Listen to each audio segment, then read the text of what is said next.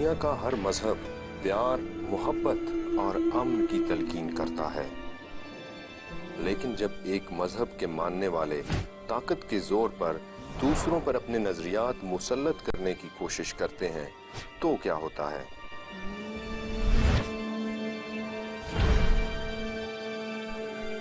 مذہب فرد کا ذاتی معاملہ ہے یا نہیں؟ اس پر ہمیشہ سے اہل مذہب کے مابین دو آرا رہی ہیں۔ بینگ اے مسلم ہم صرف دوسروں کے لائف میں اتنا انٹرفیئر کر سکتے ہیں کہ ہم کسی کو ایک اچھی ایڈوائس دے سکتے ہیں، ہم کسی کو صرف یہ بتا سکتے ہیں کہ وہ کیا ٹھیک کرے اور کیا نہیں۔ اگر تو وہ ہماری بات سن رہا ہے، اس کو سمجھ رہا ہے تو ٹھیک ہے، مطلب ادروائز اگر وہ نہیں کر رہا تو ہم اس پہ زور زبردستی نہیں کر سکتے۔ Religion is a personal matter. Yes, you do go about with social norms or social setup to the point where you're comfortable. یہ نہیں کہ آپ کھلے عام واحیاتی کر رہے ہیں، جو بھی اس طرح کی چیزیں کر رہے ہیں اور آپ کہہ رہے ہیں کہ ریلیجن میری پرسنل میٹر ہے، تو پھر why you are living in Pakistan? اگر مطلب میں سلیولیس پہن رہی ہوں یا اگر میں ڈیپ نیک پہنتی ہوں، میرے بال کھلے ہیں، تو کسی کو مطلب پرابلم نہیں ہونی چاہیے۔ کسی کو میں اچھی نہیں لگ رہی ہے، کسی کو اچھا نہیں لگتا کہ میں یہ پہنوں یا وہ پہنوں، تو مجھے نہ دیکھے۔ کچھ لوگ مذہب کی تعلیمات کو پیار اور محبت سے معاشرے میں عام کرنے کی کوشش کرتے ہیں، جبکہ دیگر لوگ پرتشدد اقدامات کا سہارا لیتے ہیں۔ ان اقدامات میں خواتین کو ہراساں کرنا، بل بورڈز پر سیاہ رنگ پھینکنا، ویڈیو سینٹرز پر دھماکے کرنا، موسیقی اور ڈرامہ سمیت ہر طرح کے فنون لطیفہ کی حوصلہ شکنی کرنا ہے۔ السلام علیکم، پروگرام گامدی میں خوش آمدید۔ ناظرین، پیکج آپ نے ملاحظہ فرمایا، بات یہ ہے کہ بحیرہ کیسپیئن کی سرحدیں ترکمانستان، قازقستان، روس، آذربائیجان اور ایران سے ملتی ہیں، مگر ان تمام ممالک میں سے صرف ایرانی ساحل پر بیٹھے مرد و زن صرف اس وقت الگ ہو کر بیٹھ جاتے ہیں جب ایران کی مذہبی پولیس شرعی بنیادوں پر انہیں ایسا کرنے پر مجبور کرتی ہے۔ پھر اسی طرح کی سماجی پابندیاں کچھ عرب ممالک کی حکومتیں بھی اپنے شہریوں پر عائد کرتی ہیں، کیونکہ ان کے خیال میں یہ پابندیاں امر بالمعروف و نہی عن المنکر کے شرعی حکم کی پاسداری کرتی ہیں۔ آج ہم اپنے شرکاء اور محترم جاوید احمد غامدی کی باہمی گفتگو کے ذریعے یہ جاننے کی کوشش کریں گے کہ کیا واقعی یہ سماجی پابندیاں مذہب کا منشا ہیں یا سماج کا ہر فرد انفرادی سطح پر اپنی ترغیبات میں سے ممنوعات کو حذف کرنے کا اختیار رکھتا ہے، یعنی کیا مذہب فرد کا ذاتی معاملہ ہے یا فرد کی پسند ناپسند سے بالاتر ہو کر معاملات کا اطلاق مذہب سماجی سطح پر کر سکتا ہے، اور اگر کر سکتا ہے تو لا اکراہ فی الدین کا حکم کیا اسے ایسا کرنے سے نہیں روکتا، اور اگر نہیں کر سکتا تو طاقت حاصل ہو جانے کے بعد برائی کو ہر حال میں روکنے کی مذہبی ترغیب کیا مذہبی اخلاقیات کے نفاذ کے طریقہ کار کو دوئی کا شکار نہیں کرتی؟ یہی بحث ہمارے آج کے اس پروگرام کا موضوع گفتگو ہے۔ غامدی صاحب، اگر روز قیامت ہر شخص کو صرف اپنے اعمال کا حساب دینا ہے تو کیوں سورہ توبہ کی 11ویں آیت میں اسلامی ریاست کو اختیار دیا گیا ہے کہ وہ اپنے شہریوں سے زبردستی زکوٰۃ وصول کرے اور انہیں بزور طاقت نماز پڑھنے پر بھی مجبور کرے؟ دیکھیے، جس کو آپ مذہب کہتے ہیں وہ دو چیزوں کا نام ہے، ایک ایمان اور دوسرے اخلاق۔ ایمان کا معاملہ تو ہر شخص کا انفرادی معاملہ ہے، کسی کو حق نہیں ہے کہ وہ میرے ایمان کے بارے میں کوئی رائے قائم کرے یا آپ کے ایمان کے بارے میں کوئی رائے قائم کرے۔ اللہ تعالیٰ کے حضور میں آدمی اپنے ایمان کے لیے جواب دے، لیکن اخلاقی معاملات میں یہ نہیں کیا جا سکتا۔ اخلاقی معاملات میں معاشرے کے حقوق قائم ہوتے ہیں۔ یہ نہیں ہو سکتا کہ کسی آدمی کو ہم یہ حق دے دیں کہ وہ چور بازاری کرے، وہ ملاوٹ کرے، وہ غبن کرے، وہ دوسروں کے ساتھ زیادتی کرے۔ اس طرح کے تمام معاملات کو ہر حکومت، ہر ریاست، ہر معاشرہ قابل دستاندازی پولیس قرار دیتا ہے۔ تو اس وجہ سے علی الاطلاق یہ بات کہنا کہ فلاں چیز انسان کا ذاتی معاملہ ہے، یہ میرے خیال میں درست نہیں ہے۔ چیز کا جائزہ لینا پڑے گا اور اس کو ہر پہلو سے دیکھنا پڑے گا اور دیکھ کر یہ فیصلہ کرنا پڑے گا کیا چیز ذاتی نوعیت کی ہے۔ طور پر مذہب کو فرد کا ذاتی معاملہ نہیں سمجھتا، ہو نہیں سکتا۔ اس کی وجہ یہ ہے کہ جہاں تک اخلاقیات کا تعلق ہے، وہ دنیا کے کس معاشرے میں کلیتاً ذاتی چیز قرار دے دی گئی ہیں، تو کسی طرح ممکن ہی نہیں ہے۔ آپ قرار دے دیں گے، یعنی حق دیں گے لوگوں کو کہ تم ملاوٹ کرنا چاہتے ہو تو کرو، تم جھوٹ بولنا چاہتے ہو تو جھوٹ بولو، تم لوگوں کے پیسے غبن کرنا چاہتے ہو تو کرو۔ یعنی اخلاقیات کے کچھ پہلو قابل دستاندازی پولیس ہوتے ہیں، کچھ پہلو ایسے ہیں جن میں تبلیغ تلقین سے کام لیا جاتا ہے، ہر معاشرہ لیتا ہے، اور کچھ پہلو ایسے ہوتے ہیں جن کو انسان کے انفرادی فیصلے پر چھوڑ دیا جاتا ہے۔ تو جب یہ بات علی الاطلاق کہی جاتی ہے، آپ یہ کہتے ہیں کہ مذہب یا اخلاق انسان کا ذاتی مسئلہ ہے، تو میں یہ کہتا ہوں کہ پھر جو قانون سازی آپ امریکہ میں، برطانیہ میں، دوسرے ملکوں میں کر رہے ہیں ہیں وہاں تو کوئی مذہبی بحث نہیں ہے. کس اصول پر کر رہے ہیں آپ؟ مجھے سگریٹ پینے سے روک دیتے ہیں. آپ کہتے ہیں کہ آپ PIA کی پرواز میں سگریٹ نہیں پی سکتے, دنیا کی فلاں ایئر لائن میں سگریٹ نہیں پی سکتے, فلاں جگہ پر سگریٹ نہیں پی سکتے. کیا وجہ ہے اس کی؟ تو میرا ذاتی مسئلہ ہے. جس چیز کا دوسروں سے تعلق کو ہوگا, پردہ کرنے پر زبردستی مجبور کیا جاتا ہے, ویڈیو سینٹرز پر دھماکے کیے جاتے ہیں, CDs کی دکانیں چلائی جاتی ہیں, اس رویے کو آپ کیسے دیکھتے ہیں؟ یہ اصل میں 2-3 الگ الگ چیزیں ہیں. ایک چیز یہ ہے کہ آپ کس چیز کو قابل دست اندازی پولیس قرار دے سکتے ہیں, کس چیز میں آپ ریاست کی سطح پہ مداخلت کر سکتے ہیں. جہاں تک افراد کا تعلق ہے ان کو تو کسی معاملے میں مداخلت کا حق حاصل نہیں ہے. یعنی میرا کام صرف یہ ہے کہ میں قانون کا دروازہ کھٹکاؤں. لیکن جب آپ ایک معاشرہ قائم کرتے ہیں, اس میں ایک ریاست کا نظم قائم کرتے ہیں, تو یہ طے کرنا پڑتا ہے کہ فلاں معاملہ آپ کر سکتے ہیں, اسلامی فلاں معاملہ ریاست نہیں میں کر سکتے. ریاست کو نماز اور زکوٰۃ کو بزور طاقت نافذ کرنے کا اختیار ہے. یہ زکوٰۃ کا جہاں تک تعلق ہے وہ بالکل اسی طرح ٹیکس ہے جس طریقے سے آپ کی حکومتیں ٹیکس لگاتی ہیں. تو آپ کی حکومتیں لوگوں کو یہ حق دیتی ہیں کہ وہ ٹیکس چاہے تو ادا کریں. ٹیکس اور زکوٰۃ میں یہ فرق ہے کہ ٹیکس کا جو اوریجن ہے وہ اسٹیٹ ہے اور زکوٰۃ کا جو اوریجن ہے وہ ڈیوائن ہے. اس سے کیا فرق واقع ہوتا ہے؟ جب کچھ لوگوں نے اللہ تعالیٰ کو مان لیا, فرق لیا, واقع ہوتا ہے کہ تمام لوگ اس ڈیوائن لا کو نہیں مانتے. جو نہیں مانتے ان پر نہیں لگائی جائے گی. یعنی مسلمان تو مانتے ہیں نا. جب ایک آدمی اپنے اسلام کا اقرار کرتا ہے اور وہ یہ کہتا ہے کہ میں مسلمان ہوں, تو مسلمان کی حیثیت سے ریاست حق رکھتی ہے. نماز کے بارے میں کیا کہیں گے؟ نماز کے بارے میں آپ کو یہ حق حاصل ہے کہ لوگوں کو اس کی ترغیب دیں, اس کے اہتمام کی تلقین کریں. جمعے کے خطبے کے بارے میں قرآن مجید نے بھی یہ بات واضح کر دی ہے, اور رسالت میں آپ صلی اللہ علیہ وسلم کی سنت بھی یہی ہے کہ وہ ریاست کا حق ہے, مسجدیں اس کے اہتمام میں ہوں گی. ریاست کے حکمرانوں کا کام ہے کہ وہ جمعے کا خطبہ دیں. مسئلہ تو یہ ہے کہ اگر اسلامی ریاست جمعے کے خطبے کا اہتمام کرتی ہے تو آج کل اسلام کوئی ایک مونولیتھک اینٹی نہیں رہا. مسلمانوں کے مابین بہت سارے مکاتب فکر ایک دوسرے سے بڑی متضاد آرا رکھتے ہیں. تو کس طرح ایک اسلامی ریاست کے اندر وہ نظام قائم کرنا ممکن ہوگا جس میں نماز جمعہ کا خطبہ ریاست کے انتظام کے تحت ہو؟ دیکھیے بات یہ, جب لوگوں نے ایک حکمران کا انتخاب کر لیا ہے, ایک نظم ریاست بنا دیا ہے, تو یہ حق اسلام نے دیا ہی حکمران کو ہے. جب لوگوں نے اس کو منتخب کر لیا, امرهم شورا بینہم کے طریقے پہ منتخب کر لیا, جمہوری طریقے سے منتخب کر لیا, تو اپنے حقوق کو استعمال کرے گا. یہ علماء کا حق ہی نہیں ہے. ان کو اپنے دائرے میں تعلیم و تبلیغ کا حق حاصل ہے, وہ لوگوں کو پڑھائیں, سکھائیں, ایک معلم کی حیثیت سے ان کی تربیت کریں.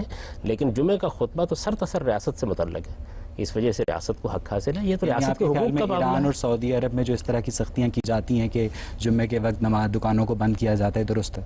یہ بات یہ ہے کہ اگر کسی معاشرے کے اندر مسلمان بستے ہیں تو وہ اس طرح کی چیزوں کا اگر اہتمام کرتے ہیں نماز کے معاملے میں, تو اس پہ کیا قابل اعتراض؟ اگر کوئی شخص نہیں نماز پڑھنا چاہتا, پھر اگر فرض کیجیے ایک آدمی نماز نہیں پڑھنا چاہتا تو اپنے گھر میں جائے بیٹھے, یعنی اس پہ ہمیں کیا اعتراض ہے؟ لیکن جب وہ ایک مسلمان کی حیثیت سے دکان کھولتا ہے یا ایک نظم میں شریک ہوتا ہے تو پھر اس کو نماز کا احترام کرنا چاہیے. ٹھیک ہے, ہم سب یہاں سے گفتگو کا سلسلہ آگے بڑھائیں گے, لیکن ناظرین اس سے پہلے وقت ہوا ایک بریک کا. حاضر ہوتے ہیں بریک کے بعد. بریک کے بعد خوش آمدید. جی ہم میں یہ گزارش کر رہا تھا کہ کچھ معاملات وہ ہیں جو میری انفرادی زندگی سے متعلق ہیں, کچھ معاملات میری آئلی زندگی سے متعلق ہیں, کچھ معاملات معیشت سے متعلق ہیں, کچھ سیاست سے متعلق ہیں. ہر معاملے کو الگ الگ دیکھا جائے گا اور اس میں یہ طے کیا جائے گا. اسلام سامی مذاہب کا آخری مذہب ہے, پہلے یہودیت, پھر عیسائیت, پھر اسلام. ہمیں یہودیت اور عیسائیت میں اس طرح کے احکامات نظر نہیں آتے کہ آپ کسی کو زبردستی چرچ میں جانے پر مجبور کریں یا زبردستی آپ اس سے مذہبی ٹیکس وصول کریں, لیکن اسلام میں آتے ہیں. کیوں؟ نہیں, یہ بات آپ کی صحیح نہیں ہے. یہودیت کی پوری تاریخ ہمارے سامنے معلوم ہے اور ہم یہ جانتے ہیں کہ تورات میں کیا احکام دیے گئے ہیں. اس میں بھی بعض چیزیں اجتماعی زندگی سے متعلق ہیں. جب اجتماعی زندگی کو آپ وجود میں لاتے ہیں تو بعض چیزوں کو آپ نافذ کرتے ہیں. میں تو آپ سے یہ پوچھ رہا ہوں کہ مجھے یہ بتائیے کہ کیا اس وقت جو جدید ریاستیں قائم کی جاتی ہیں ان کے اندر کوئی قوانین نہیں بنائے جاتے؟ کسی چیز کو قابل دست اندازی پولیس نہیں قرار دیا جاتا؟ بحث اس میں ہو سکتی ہے کہ قوانین کو کوشچن کیا جا سکتا ہے, ان قوانین کو کوشچن کرنے والے کی گردن اڑا دی جاتی ہے. کیوں گردن کیوں اڑا دی جائے گی؟ اگر کوئی کوشچن کرنا چاہتا ہے تو بحث کرے, بتائے اس میں کیا خامی ہے. دیکھیے کتنی عمدہ بات قرآن مجید نے کی کہ ایک طرف تو آپ کے لیے قانون سازی کا وہ دائرہ متعین کر دیا جو ساری دنیا کے اندر مسلمہ ہے, یعنی اخلاقی برائیوں کے خلاف آپ قانون سازی کرتے ہیں, دنیا بھر میں کرتے ہیں, آپ کے ملک میں بھی ہوئی ہے, امریکہ اور برطانیہ میں بھی کرتے ہیں, آپ عالمی سطح پر بھی کرتے ہیں, آپ نے اقوام متحدہ کی سطح پر بھی بہت سی اس طرح کی چیزوں کے بارے میں قانون سازی کی ہے. اس کے بعد نماز اور زکوٰۃ کا حکم تو لاگو ہو گیا اسلامی ریاست کے ذریعے اسلامی معاشرے پہ، لیکن ایک فرد نے کھانا کیا ہے، پینا کیا ہے، پہننا کیا ہے، اپنا مال کیسے خرچ کرنا ہے، تفریح کیسے کرنی ہے، ہمسایوں اور رشتہ داروں سے سلوک کیسے کرنا ہے، چھینک آ جائے تو کیا کرنا ہے، یہاں تک کہ جنسی اختلاط کیسے کرنا ہے، ہر معاملے میں مذہب انسان کو ہدایت دیتا نظر آتا ہے. تو کیا مذہب انسان کو ایک روبوٹ تصور کرتا ہے جو اپنے فہم کے مطابق ان معاملات کو انجام دینے سے قاصر ہے؟ نہیں، دیکھیے بات یہ ہے کہ آپ نے ایک پوری فہرست بیان کر دی، ان میں سے ہر چیز انفرادی زندگی سے متعلق ہے. اس میں مذہب آپ کو ایک تعلیم دیتا ہے، اس تعلیم کے دلائل دیتا ہے. یعنی مذہب انسان کو ایک روبوٹ تصور کرتا ہے؟ نہیں، ایسا نہیں ہے. وہ بیچارہ خود سوچ نہیں سکتا. بڑے محدود معاملات ہیں جن میں مذہب نے رہنمائی دی ہے، اور جن معاملات میں اس نے رہنمائی دی ہے، شادی ہو، جنازہ ہو، پیدائش ہو، سنتیں ہوں، ہر موڑ پر انسان کو مذہب کا سامنا کرنا پڑتا ہے. یعنی کوئی ایسا معاملہ نہیں ہے جس پہ مذہب نے جورسڈکشن نہ قائم کی ہو، جس پہ مذہب نے لیجسلیشن نہ قائم کی ہو. کیوں؟ حالانکہ بڑے محدود معاملات ہیں جن میں مذہب میں مداخلت کی ہے، باقی تمام معاملات آپ کے لیے چھوڑ دیے ہیں، آپ اس میں قانون سازی کریں. اور جن معاملات میں مداخلت کی ہے وہ معاملات ہیں جس میں انسانی عقل کے پاس بطور خود کوئی فیصلہ کرنے کے لیے بنیادی موجود نہیں. آپ پہلے تعین کے ساتھ مجھے بتائیے کہ اسلام نے وہ کون سا حکم دیا ہے جس کے پاس آپ کے عقلی بنیاد موجود تھی اور آپ خود فیصلہ کر سکتے تھے. نکاح و طلاق کے معاملے میں دیکھ لیجئے انسان نے اس معاملے میں کیا غلطیاں کی ہیں اور کتنے فسادات پیدا کر دیے ہیں. آپ نے طلاق کے معاملے کو مشکل کیا تو اس سے کیا نتائج نکلے، اور آپ نے اس کو آسان کیا تو اس کے کیا نتائج نکلے. تو معاشرتی زندگی کے بہت سے معاملات ایسے ہیں جس میں انسان کو خدا کی رہنمائی حاصل ہونی چاہیے. مذہب نام ہی اس چیز کا ہے کہ وہ آپ کو ان معاملات میں رہنمائی دے جن میں آپ کی عقل کے پاس کوئی بنیاد نہیں. ذاتی معاملے سے ہم اجتماعی معاملے پہ چلتے ہیں. یہودیت تب تک ایک قبائلی مذہب رہا جب تک یہودیوں کو فلسطین میں اقتدار حاصل نہیں ہوا. 325 عیسوی تک جب رومی سلطنت میں کانسٹنٹین نے عیسائیت قبول نہیں کی، عیسائیوں کو بھی اس طرح اقتدار حاصل نہیں ہوا. دنیا کے بیشتر ممالک میں جو اسلام کا پھیلاؤ ہے وہ بھی ہمیں عسکری مہمات کا مرہون منت نظر آتا ہے. تو غام صاحب، جب ان سامی مذاہب کا پھیلاؤ ان عسکری مہمات کا اور اقتدار کا محتاج ہے، اور اقتدار لوگوں کی اجتماعیت پہ حکومت کرتا ہے، ذاتیات پہ نہیں، تو کیا مذہب فرد سے ذاتی سطح پر مخاطب نہیں ہوتا؟ بالکل مخاطب ہوتا ہے. مذہب نے ہمیشہ اپنی ابتدا یہاں سے کی ہے. اس کو کبھی اقتدار ملا ہے، کبھی اقتدار نہیں ملا. دونوں طرح کے جن مذاہب کو اقتدار نہیں ملا، ہندو مت ہو گئے، کنفیوشس ہو گئے، تاؤ مت ہو گئے، بدھسٹ ہو گئے، کبھی بھی ان کے مذاہب کو عالمگیر مذاہب کا رتبہ نہیں مل سکا. دیکھیے بات یہ ہے کہ عالمگیر مذاہب سے آپ کی کیا مراد ہے؟ عالمگیر مذاہب کی حیثیت سے تو آپ اسلام کے بارے میں بھی کہہ سکتے ہیں کہ ایک خاص جگہ تک اس کی طاقت رک گئی، ایک خاص علاقے تک وہ آگے بڑھا، اور اس کے بعد اب آہستہ آہستہ اس کی وسعت ہو رہی ہے. ہندو مت بھی اب اپنی تعلیم لے کے دنیا میں نکل رہا ہے. امریکہ اور برطانیہ میں آپ دیکھیں کہ بہت سے ادارے قائم ہو رہے ہیں جن کے ذریعے سے وہ اپنی تعلیمات عام کر رہے ہیں. پھر ہندو مت کی بنیاد دوسرے مرحلے میں ویدانت پر رکھی گئی ہے. وہ تو ایک عالمگیر فلسفہ ہے اور پوری دنیا میں لوگ اس کے ماننے والے آپ کو مل جاتے ہیں. تو اس وجہ سے کوئی دعوت، کوئی پیغام، کوئی میسیج آخر ایک خاص خطے میں بند کیسے ہو سکتا ہے؟ وہ دنیا تک جائے گا، اپنے استدلال کی بنیاد پر جائے گا. اہل مذہب پر سب سے بڑا الزام یہ عائد کیا جاتا ہے کہ وہ کس طرح اپنے میسج کو دوسروں تک پہنچا سکتے ہیں جب وہ اس میسج پر آپس میں خود ہی ایگری نہیں ہوتے. قرآن مجید نے یہ اعلان کر دیا کہ من شاء فلیؤمن من شاء فلیکفر. میری سمجھ میں یہ بات نہیں آتی کہ کیا اسلام اپنی تعلیمات کا پابند کرنے کی کوشش نہ ماننے والوں کو کرتا ہے؟ نہ ماننے والوں کو تو وہ کچھ نہیں کہتا. جیسے مولانا مودودی نے اپنے ایک مضمون میں لکھا ہے کہ اگر تم دین کفر میں مداخلت نہیں کرو گے تو کافر ہر حال میں تمہارے دین اسلام میں مداخلت کریں گے، اس لیے مسلمانوں کو چاہیے کہ وہ آگے بڑھ کر نظام زندگی پر قبضہ کر لیں. یہ مولانا مودودی کی رائے ہے، اس سے اختلاف بھی کیا جا سکتا ہے، اتفاق بھی کیا جا سکتا ہے. سوال یہ ہے کہ آپ میرا یہ حق مجھ سے کیسے چھین سکتے ہیں کہ میں دین کو سمجھوں، جس چیز کو میں درست سمجھتا ہوں اسے دنیا کے سامنے رکھوں. باقی نظریات کیا کرتے ہیں؟ یعنی آپ مذہب کو چھوڑ دیجئے، آپ بھی آخر کوئی نظریہ حیات رکھتے ہوں. کا کیتھولک عیسائی ہے، کیسے فیصلہ کرے گا کہ وہ جو گامدی صاحب اسلام پیش کر رہے ہیں وہ درست ہے یا جو مودودی صاحب اسلام پیش کر رہے ہیں؟ خدا نے اس کو عقل بصیرت دیا، اس کی روشنی میں خود ہی فیصلہ کر لے گا. لوگ کر رہے ہیں فیصلہ. مجھے یہ بتائیے کہ جو لوگ مسلمان ہو رہے ہیں، ڈاکٹر حمید اللہ آئے تھے ہمارے پاکستان میں، تو میں نے ان سے پوچھا کہ پیرس پہ مسلمان ہونے کی کیا تعداد ہے، تو انہوں نے کہا کہ روزانہ 7-8 لوگ مسلمان ہو جاتے ہیں. یہ جتنے لوگ مسلمان ہو رہے ہیں وہ یہ فیصلہ کر رہے ہیں. یعنی اس میں سوال یہ ہے کہ مجھے یا آپ کو کیا تکلیف ہے؟ لوگوں کو فیصلہ کرنے دیجیے. کی طرف لے کے چلیں گے، پھر گفتگو کا سلسلہ آگے بڑھائیں گے. جی آپ. ہمارا مذہب کہتا ہے کہ کسی قسم کا جبر نہیں ہونا چاہیے. تو اگر آپ جملے کو اپنے سامنے رکھتے ہیں تو اس سے تو بات یہ صاف واضح آتی ہے کہ فرد کی اپنی مرضی ہوتی ہے کہ وہ مذہب کو وہ پڑھے، وہ سمجھے، اس کے بعد اس کی اپنی مرضی ہے کہ وہ آگے فالو کرنا چاہتا ہے، نہیں کرنا چاہتا، کیا طریقہ اختیار کرنا چاہتا ہے، وہ اس کی اپنی مرضی ہے. آپ ہمارے رسول پاک صلی اللہ علیہ وآلہ وسلم کو دیکھیں، انہوں نے کس طرح لوگوں کو اسلام کی طرف مائل کیا تھا.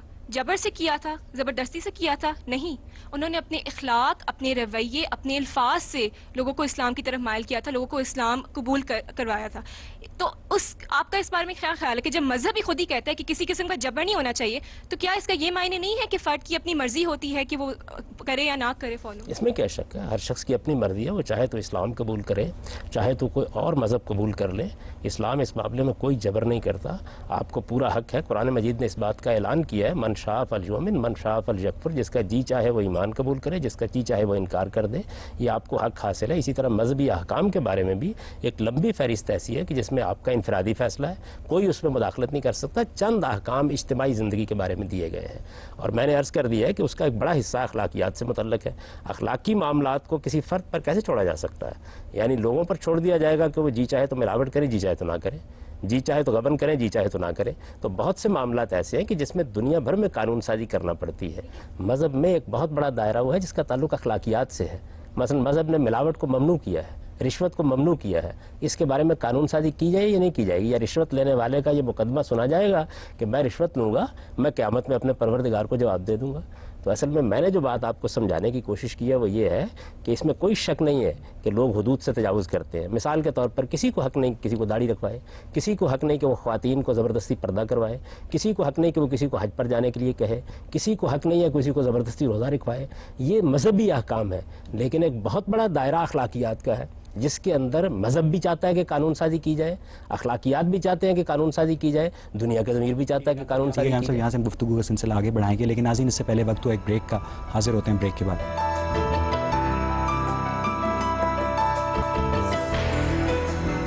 ब्रेक के बाद खुशामदीद। जी आप पूछिए। मैं ये पूछना चाह रही हूँ कि आपने कहा कि फ़र्द जब ईमान लाता है तो वो इस्लाम को फॉलो भी करता है, उसके बावजूद हम ये उससे तवक्को करते हैं, इस्लाम की भी ये तवक्को है कि कहीं ना कहीं वो हदूद की खिलाफ वर्जी भी करेगा, जिसका मतलब है कि हमें लॉ बनाना पड़ेगा उसको रोकने के लिए।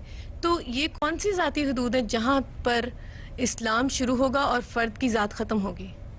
आपने बहुत अच्छा सवाल किया, और मेरे ख्याल के मुताबिक यही सवाल है कि जिसको अगर वाज़े तौर पर हल कर लिया जाए तो सारे मसले ख़त्म हो जाते हैं। देखिए, कुछ चीज़ें वो हैं जो मुसल्लमा तौर पर अखलाकी बुराइयाँ समझी जाती हैं, जिनके बारे में दो राय नहीं हो सकती। पूरी दुनिया मानती है कि वो अखलाकी बुराइयाँ हैं, उनके बारे में कानून साजी का हक दुनिया भी मानती है, मज़हब भी मानता है, हम भी मानते हैं। यानी उन चीज़ों का मैंने जिक्र भी कर दिया, रिश्वत है, ख़यानत है, गबन है, किसी के साथ ज़्यादती है, किसी का हक मारना है, इनके बारे में आप हुकूमत को हक देंगे कि वो कानून बनाए, और जुर्म करने वाले के बारे में भी ये फैसला करेंगे कि उसको सज़ा दी जाए। अब रह जाते हैं मजहबी अहकाम, यानी अखलाकी अहकाम के बाद कुछ मजहबी अहकाम है, मसलन रोज़ा रखना है, मसलन हज करना है, मसलन ज़कात देना है। कुरान मजीद ने यह फ़ैसला कर दिया है कि इन अहकाम में से किसी चीज़ को भी आप किसी पर बज़ोर नाफिज नहीं कर सकते, इसमें रियासत का कोई इख्तियार नहीं है। ये फ़ैसला सरतसर फ़र्द का है, सवाए दो चीज़ों के, एक ज़कात और एक नमाज। नमाज के बारे में आपको एहतमाम करना है ताकि आपके माशरे के अंदर उसका अमूमी फ़रोग हो, यह अल्लाह का हक है। और ज़कात बिल्कुल ऐसे ही है कि जिस तरह रियासत टैक्स लेती है, इस वजह से वो आपको अदा करनी है, हर हाल में अदा करनी है। तो इस तरह से अल्लाह ताला ने ये मामला मेरे या आपके लिए आज़ाद छोड़ा ही नहीं है, या किसी गिरोह के लिए, किसी जमात के लिए भी आज़ाद नहीं छोड़ा। बता दिया है कि अफराद की आज़ादी के हदूद कहाँ तक है और वो कौन सी जगह है कि जहाँ मुसलमानों का इज्तिमाई नज़्म उसमें मुदाखलत कर सके। आप ये काफ़ी देर से डिस्कशन हो रही है, जो और ला इकराह का रेफरेंस दिया आपने भी, और सख्ती का, जो चाहे कुफर करे चाहे इस्लाम को कबूल करे। तो यहाँ पर जो सख्ती का जिक्र आता है वो तो कुरान की जो ये आयत है, ला इकराह फिद्दीन, इकराह तो फिल अकीदा के लिए है कि अकीदे में आप किसी को रिस्ट्रिक्ट नहीं कर सकते। लेकिन जब मज़हब की बात आई तो आपने ये कह दिया कि कुछ इखलाकी तकाज़े हैं और कुछ जो है मज़हबी रवायात हैं या मज़हब को जिनको इम्प्लीमेंट करना ज़रूरी है। तो उसमें जब नबी पाक सल्लल्लाहु अलैहि वसल्लम की ज़िंदगी में हम देखते हैं तो ये चीज़ दो राहें हमें वहाँ पर नज़र नहीं आती। अगर आपने नमाज का हुक्म दिया है तो साथ हदीस में ये भी कहा कि अगर मुझे ये जो लोग बाजमात नमाज नहीं अदा कर रहे, इनके बच्चों और बूढ़े लोगों का खौफ ना हो तो मैं इन सब के घरों को आग लगा दूं। और दूसरी तरफ जब हम इकामत दीन की बात करते हैं तो उसमें फिर ये दो राहें इस्लाम की वादत को पारा पारा करती हैं। इसमें इस चीज़ की वजाहत बहुत ज़रूरी है, और बल्कि आप इसमें इसकी वजाहत करें भी, इकामत दीन के लिए। देखिए, बात यह है कि ला इकराह फिद्दीन के बारे में तो आपने बिल्कुल दुरुस्त कहा, मैंने भी यही बात कही है کہ اللہ تعالیٰ نے مذہب کے معاملے میں کوئی جبر نہیں رکھا. یہ اصل میں آیت تو اس کو بھی نہیں بیان کر رہی کہ ہمیں کیا کرنا ہے, یہ بیان کر رہی ہے کہ خدا کا قانون دنیا میں کیا کار فرما ہے. یعنی اللہ تعالیٰ کسی کو زبردستی مومن نہیں بناتے, کسی کو زبردستی کسی خاص ہدایت کا پابند نہیں کرتے. یہ اللہ نے اپنی اسکیم بیان کی ہے. اس کا ظاہر ہے کہ لازمی نتیجہ یہ نکلتا ہے کہ ہم بھی عقیدے کے معاملے میں, مذہب کے معاملے میں کسی پر کوئی جبر نہ کریں. جب ایک آدمی مسلمان ہو جاتا ہے تو اب ہمیں قرآن سے پوچھنا ہے اور رسالت میں آپ صلی اللہ علیہ وسلم کی سنت کو دیکھنا ہے کہ کن چیزوں کے معاملے میں اجتماعی قوانین بنائے جا سکتے ہیں, کون سی چیزیں فرد پر چھوڑ دی گئی ہیں. قرآن نے اس کا 2 اور 2 4 کی طرح واضح جواب دے دیا ہے کہ مذہبی احکام میں نماز اور زکوٰۃ کے سوا کسی چیز کے بارے میں قانون سازی نہیں کی جا سکتی. جب یہ بات سورہ توبہ میں قرآن نے واضح کر دی, بلکہ ان سخت الفاظ میں واضح کر دی کہ جب یہ لوگ یہ 2 چیزیں مکمل کر دیں, ان 2 چیزوں کی تکمیل کر دیں تو فخلوا سبیلہم, ان کا راستہ چھوڑ دو, ان کے اندر کسی قسم کی مداخلت نہ کرو. یہ خدا نے اپنے پیغمبر کو حکم دے دیا.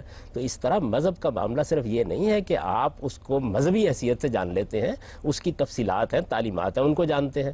تو آپ اقامت دین کرتے ہیں, اقامت دین کا مطلب جانتے ہیں کیا ہے؟ دین پر پوری طرح عمل پیرا ہونا.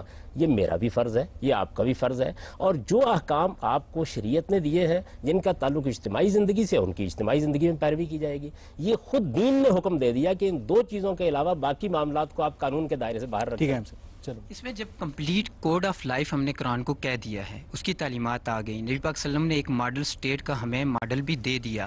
اس میں بھی ہمیں نظر آتا ہے کہ تبلیغ بھی آپ نے کی, تلوار بھی اٹھائی, لوگوں کو سختی سے بھی روکا, دعوت بھی دی. یہ دونوں چیزیں جب انہوں نے ماڈل اسٹیٹ ہمیں دے دی ہیں تو پھر آج ہم کس طرح اس چیز کو تقسیم کر کے یہ بات واضح کرتے ہیں کہ یہ ایسا نہیں ہے, ایسا, یا اس میں 2 رائے ہیں. ٹھیک, تقسیم خود قرآن نے کی ہے, یہ تقسیم خود رسالت میں آپ صلی اللہ علیہ وسلم نے کی ہے. آپ نے بتایا کب کیا کام کرنا ہے. یہ بڑی دلچسپ بات ہے کہ آپ یہ کہتے ہیں کہ اسلام ایک مکمل ضابطہ حیات ہے. اول تو یہ بات نہ قرآن نے کہی ہے نہ کسی حدیث میں کہی ہے, یہ دور جدید کی چیز ہے.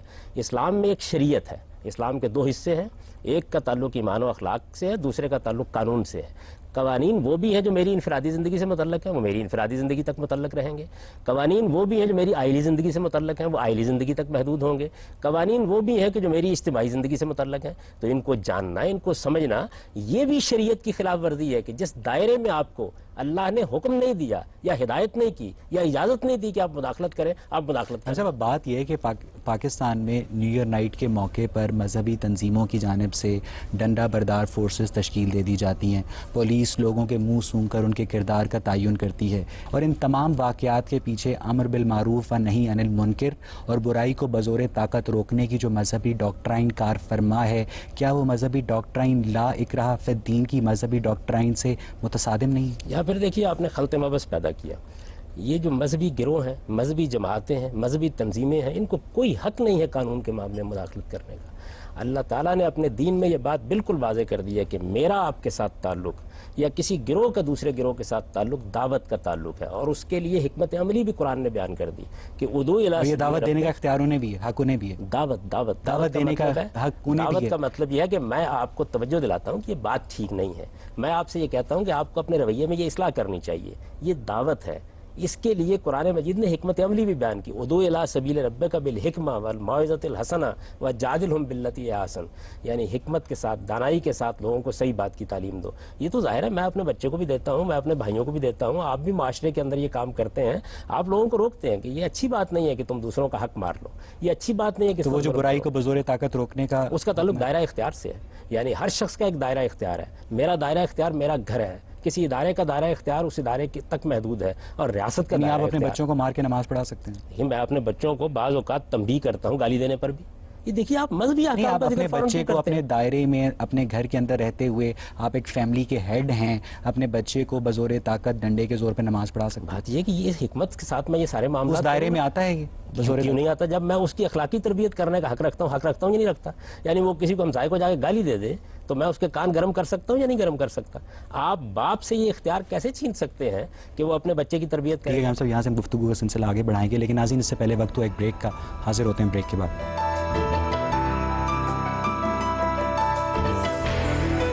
بریک کے بعد خوش آمدید. جی آپ پوچھیں.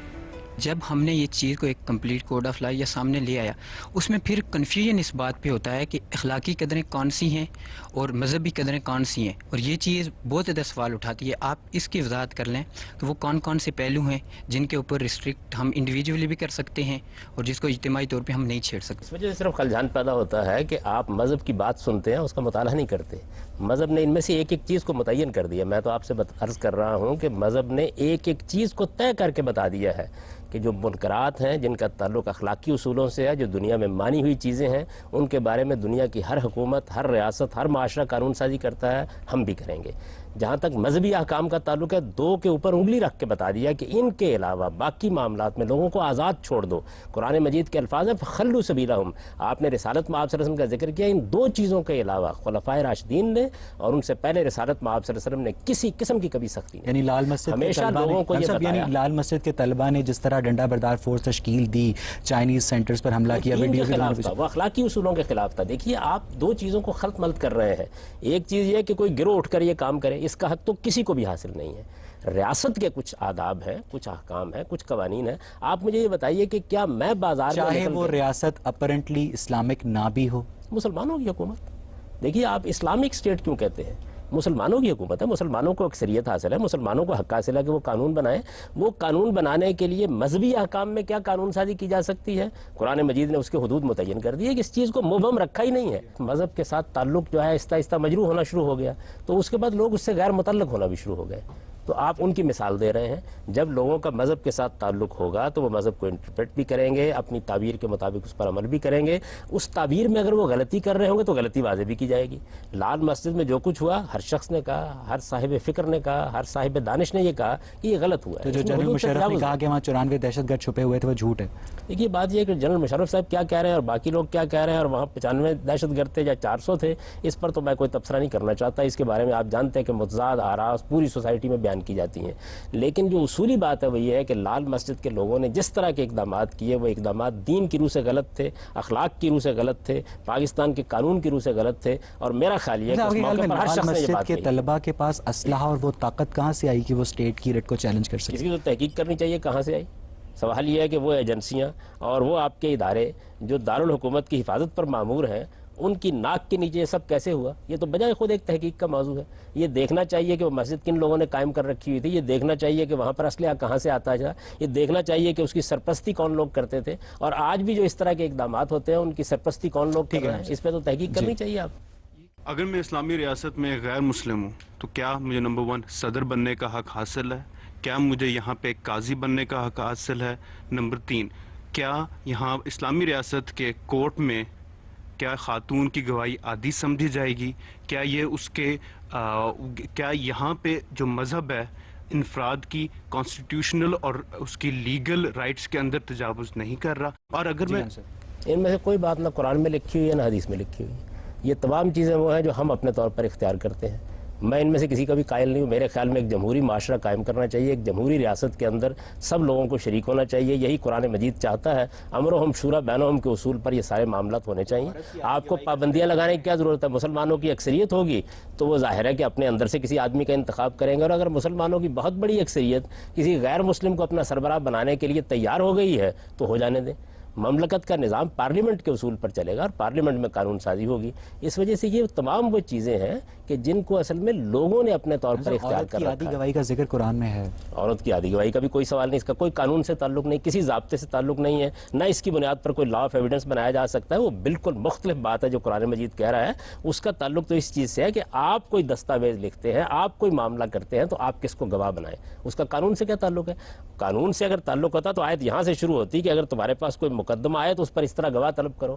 وہ تو یہ کہہ رہی ہے کہ دیکھو آپس کے نزاعات سے بچنے کے لیے تم اس طرح سے دستاویز لکھا کرو، اس طرح سے گواہ بنایا کرو. یہ ایک معاشرتی ہدایت. جی حامدی صاحب، کل کو آپ کے بچوں میں سے کوئی ایک 21-22 سال کا اگر ہو، بالغ ہو جائے، اڈلٹ میں آ جائے in light of state and law, تو کیا وہ آپ کو آگے کہتا ہے کہ میں اسلام کو نہیں مانتا، تو آپ اس کو کیا کہیں گے؟ سمجھاؤں گا، بات اگر کروں وہ گا، اب نہیں مانتا، استدلال کروں گا. بس میری ذمہ داری ختم ہوگی. اس کے بعد آپ اس کو کہہ دیں گے آپ مرضی. میری ذمہ داری یہی ہے. مجھے اس سے زیادہ کوئی حقوق دیے نہیں گئے. جب تک بچہ بالغ نہیں ہے میں ایک باپ کی حیثیت سے اس کی تربیت کروں گا, اس کو تعلیم دوں گا, یہ میرا حق ہے اور میرا فرض بھی ہے. جب وہ بالغ ہو گیا اب میرے اور اس کے درمیان مکالمے کا تعلق ہے, میں اس سے بات کروں گا, استدلال کروں گا, دلیل پوچھوں گا, میرا کام اس سے زیادہ ہے. لال مسجد آپ نے کہا کہ وہ جو انہوں نے کیا تھا ٹھیک ہے, غلط تھا, بالکل غلط تھا, تو ان کے خلاف اس طرح کے گروہوں کے خلاف جو کہ جبرن اپنے اسلامی قوانین, یہ سو کالڈ اسلامی قوانین لاگو کرنا چاہتے ہیں, ان کے خلاف کیا کرنا چاہیے؟ آپ رائے عامہ کو ہموار کریں, لوگوں کے اندر یہ جذبہ پیدا کریں کہ وہ صحیح اسلام کو سمجھیں. آپ نے چیف جسٹس کی تحریک چلائی, آپ کے وکلاء, آپ کا میڈیا, آپ کے دانشور ایک نقطے پر متحد ہوئے, آپ نے وہ جنگ جیت لی. کیا ہم نے اسلام کی صحیح تعبیر کے بارے میں بھی لوگوں کو آرگنائز کیا ہے, ان کی تنظیم کی ہے, اس پر مکالمہ کیا ہے, سوسائٹی میں اس کا شعور پیدا کیا ہے؟ یہ کام کرنا چاہیے. جس وقت آپ عوام میں شعور پیدا کر دیں گے تو اس طرح کی چیزیں پھر ان کو گمراہ نہیں کریں گی. اس وقت حدود سے تجاوز ہو رہا ہے, مذہبی گروہ منظم ہیں, وہ زبردستی لوگوں پر اپنے نظریات مسلط بھی کرتے ہیں. ہماری درسگاہوں میں یہ ہوتا ہے, ہماری مذہبی تنظیمیں یہ کرتی ہیں, اب اس سے آگے بڑھ کر بعض علاقوں میں ہونے لگ گئے. ٹھیک ہے ہم سب یہاں سے گفتگو کا سلسلہ آگے بڑھائیں گے, لیکن ناظرین اس سے پہلے وقت تو ایک بریک کا, حاضر ہوتے ہیں بریک کے بعد.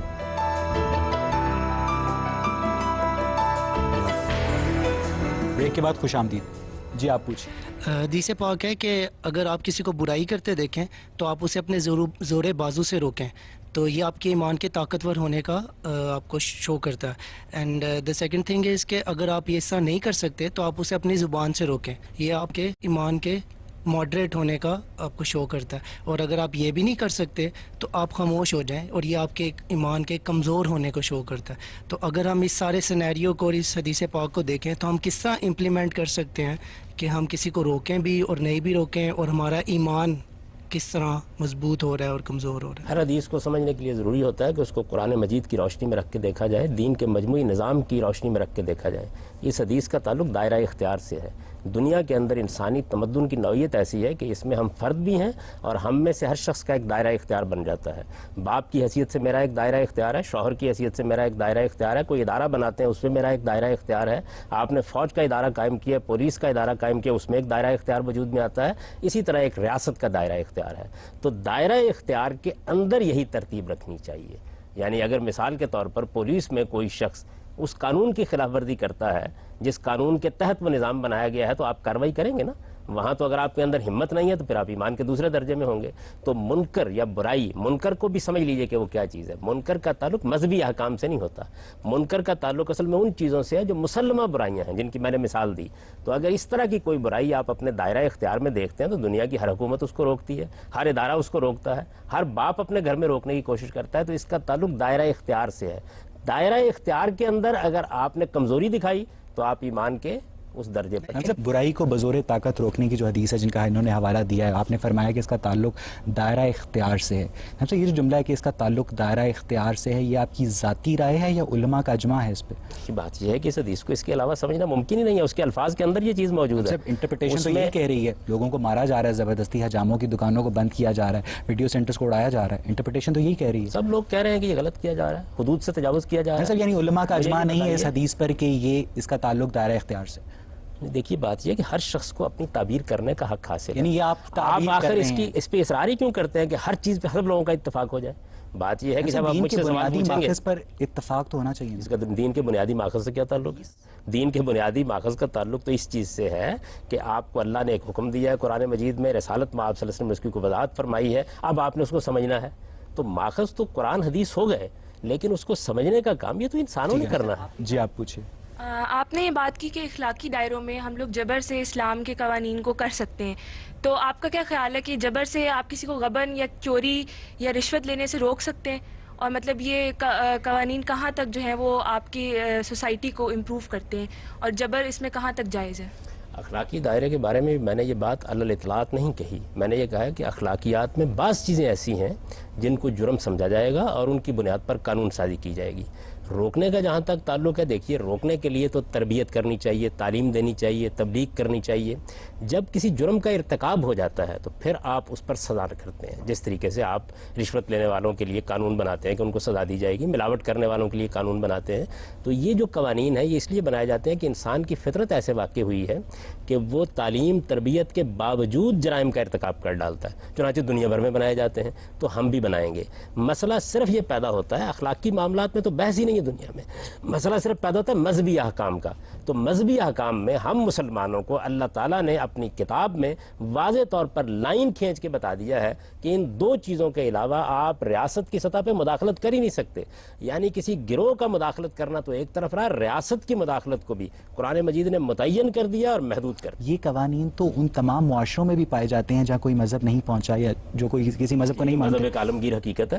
دیکھیے قرآن مجید نے متعین کر کے بتا دیا ہے کہ آپ وہ کیا چیزیں ہیں کہ جس کو روکیں گے، متعین کر کے بتا دیا ہے. تو اخلاقی معاملات میں بھی ساری چیزوں میں قانون نہیں بنائے جاتے. بعض چیزوں میں آپ تبلیغ تلقینی کا طریقہ اختیار کرتے ہیں. آپ اپنے پولیس آرڈر کا مطالعہ کریں تو وہ بھی آپ کو بتاتا ہے کہ فلاں معاملے میں پولیس جائے گی، صلح صفائی کرا دے گی، فلاں میں تنبیہ کر دے گی، فلاں میں تھانے میں بلا کے ذرا تعدیب کر دے گی، اور فلاں معاملات ہیں کہ جو قانون کی زد میں آئیں گے اور ان میں جرم قرار دے کے آپ کسی قانون کے مطابق سزا دیں گے. یہ سب معاملات کی گفتگو کو اختتام کرتے ہیں. ناظرین، فرد معاشرے کی بنیاد ہے اور معاشرہ افراد کے اجتماعی مفاد کے تحت معاملات کو ایک یا زیادہ نظریات کے ماتحت کرنے پر مجبور ہوتا ہے.